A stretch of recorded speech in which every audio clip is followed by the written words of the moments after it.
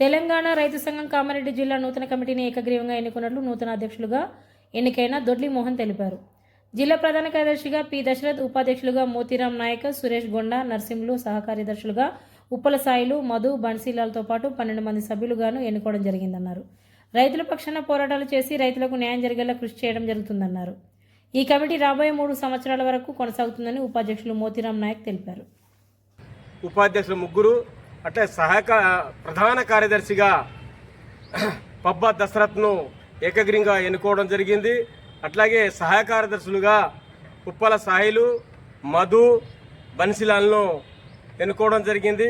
Committee సభ్యులుగా కుమార్ తిమ్మక్పల్లి, సంజీవ్ వజ్జపల్లి, దేవిసింగ్ గాంధారి, నారాయణ రెడ్డిపేట్, అట్లాగే శ్రావణ్ రెడ్డి ధర్మారావుపేట్, కిషన్ కొండాపూర్, బాల నరేష్ వజ్జపల్లి గారు, అలాగే పెద్ద పోసయ బ్రహ్మణపల్లి, గాదే ప్రశాంత్ వజ్జపల్లి గారిని ఒక 17 గురితో ఏకగ్రీవంగా ఇవాళ రైతు సంఘం కమిటీ ఎన్నుకోవడం జరిగింది.